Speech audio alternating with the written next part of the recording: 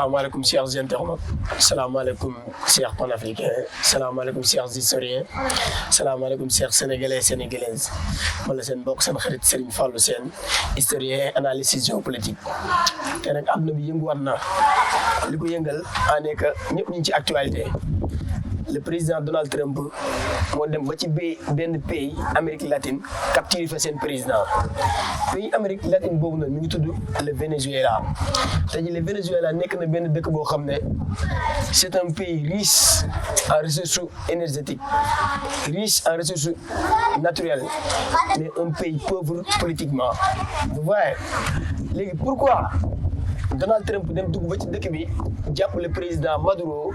capturé ko di ko jugé ci tribunal New York yi pour lan mooy cause principale bi jërë ngeen jëf ci loolu laay ñëw. Le président Maduro ku ne xam na ni Venezuela bokk na ci dëkk Amérique latine, c'est un grand pays du dëkk bu ndaw. nekk na dëkk boo xam ne yàgg na tamit ci histoire, nekk na dëkk boo xam ne ñëpp comprendre nañ ko ci lan la ñuy dox parce que Venezuela ku ko xam, le Venezuela ku ko xam ne dafa am pétrole, le Venezuela ku ko xam ne dafa am gaz, le Venezuela ku ko xam ne dafa am or. Kon c'est un pays qui est riche en ressources naturelles, énergétiques comme minières, vous voyez. Mais lan moo tax Venezuela nekk benn dëkk boo xam ne kenn du ko dégg ci àdduna bi parce que Venezuela système politique bu fa am baaxul, dafa am ay narcotrafiquants ci li gars yi wax, dafa am ay narcotrafiquants, dafa am benn mauvaise politique buy dox ci dëkk bi, c'est-à-dire des gangsters, vous voyez. Léegi pourquoi le président américain Donald Trump son excellence dem dugg ba dëkku jàmbur jàpp son président légitimement élu du nom de président Maduro, lan moo ko waral ci loolu lay ñëw.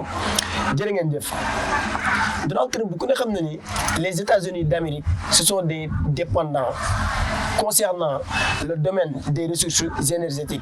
ku ne xam na ni États-Unis am na pétrole, mais pétrole am du génn ndax bariwul, loolu ñun ñëpp xam nañ ko. ku ne xam nañ tamit États-Unis am na or, mais or mënu leen a satisfaire. léegi qu'est-ce qu'ils ont fait? La méthode, c'est-à-dire stratégie bu ñuy adopté pour mën a développer seen dëkk, dañoo dem samp ci pays Moyen-Orient yi, c'est-à-dire soo déggee suñu ne les pays Moyen-Orient avant maa ñëw ci Amérique latine da nga fay am Irak, am fa Koweït, am Iran, am Arabie Saoudite, vous voyez. soo ko boolee dans l'ensemble ça donne Moyen-Orient et Proche-Orient, vous voyez. léegi le président Donald Trump ñooñu la yaakaar ci wàllum pétrole parce que sans ñooñu moom dëkkam day nekk ci day paralysé ci wàllum carburant, genre kérosène, genre tout, vous voyez. parce que loolu noonu yëpp ce sont des dérivés du pétrole te pétrole boobu noonu Moyen-Orient la ko mën a amee, Extrême-Orient, Proche-Orient. léegi ku ne xam na ni ci bu ñu waxee ci wàllum géopolitique ci jamono yu mujj yi nii ñuy wax Proche-Orient boobu wala Moyen-Orient wala Extrême-Orient dañoo commencé boycotter les Américains, bëggatuñ leen a jaay pétrole. léegi la seule solution que le président américain la am, la seule solution, c'est-à-dire day dem ci Amérique latine bi, c'est-à-dire les Cuba, vous voyez, les Venezuela, vous voyez, ay Colombie côté yooyu noonu. léegi dafa dem ba dugg ci wàllum, dafa dugg Venezuela gis fa président Maduro. ku xam ne président Maduro dëkkam dafa riche en pétrole, dëkkam dafa riche en or, dëkkam dañoo riche ci wàllum plaque. pono oto yi nii pono oto mooy matière bi, Venezuela moo ko ëpp ci àdduna bi, comprendre ngeen. léegi ba ñu doxee ci loolu noonu le président Donald Trump bëgg a développer benn stratégie, c'est-à-dire bëgg a def ay échanges pour ñun di extraire seen or di ko jox wala ñuy puiser seen pétrole di ko jox. le président dafa commencé bañ, vous voyez, ñu commencé am ay arrière-pensée. léegi leur relation se dégrade. léegi c'est là-bas où les hostilités vont se naître, d'accord. léegi pourquoi président Maduro moom nee na moom dëkkam la gëm. parce que moom nee na même bu fekkee amul bombe atomique, même son armée n'est pas une armée forte, mais moom dëkkam la gëm, day défendre démocratie. léegi moom nee na du jël dara loo xam ne day génn ci dëkk bi di ko joxe te dëkkam soxla ko, comprendre nga. si la xuloo léegi Donald Trump. léegi nag d'après les dires de Donald Trump, li ma wax nii nag Maduro moo ko wax, mais d'après les dires de Donald Trump waxul loolu. nee na ce président est un bandit, nee na ce président est un narcotrafiquant,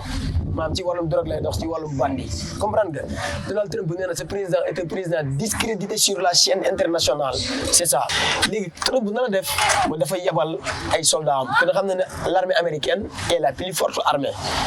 ci li gars yi wax je ne sais pas, am na ñu ne Russie la, am na ñu ne l'Amérique, mais en tout cas c'est entre les deux. mais en tout cas les Américains ont une armée très forte même, vous voyez, et combative, c'est ça. léegi nag dafa yebal foofu ay hélicoptères des avions de chasse ñoom ñoo dugg ba biir Venezuela capturer le président Maduro yóbbu ko biir États-Unis actuellement nag ñu ngi foofu di dox ay enquêtes ndax li ñu koy toppee moom la wala du moom parce que dafa am y a une divergence entre le président nord-américain à savoir Donald Trump et le président du Venezuela du moins Venezuela muy Maduro léegi ñoom ñaar ñëpp dañoo am ay opposé ci wàllum idéologie parce que kenn dëkkam la gëm du ma jël sama alal di la ko jox déedéet loolu Maduro wax président vénézuélien bi mais kenn na Donald Trump nee na ko toppeewu ma la loolu da nga toppee di nax sa waa dëkk di def wàllum narcotrafiquant di dox ci wàllum drogue loolu mooy wàllum problème bi léegi les deux présidents ñoom ñaar loolu la ñu waxante parce que ñoom ñaar chacun day défendre une idéologie différente mais ku ne xam na les États-Unis eux ils se comportent comme les gendarmes du monde parce que lii bu mu leen bett defoon nañ ko Cuba avec la crise de Cuba avec Fidel Castro John Fidel Kennedy moo jàkkaarloo ak Fidel Castro vous voyez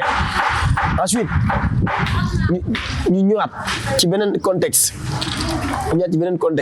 defoon nañ ko Saddam Hussein de l'Irak vous voyez les États-Unis duggoon nañ ba Irak capturer Saddam Hussein parce que ñoom ils se comportent comme les gendarmes du monde les États-Unis tamit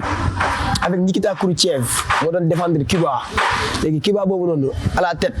il y avait Fidel Castro vous voyez les États-Unis avec John Fidel Kennedy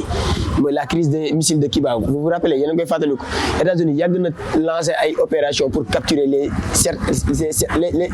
présidents des autres pays daal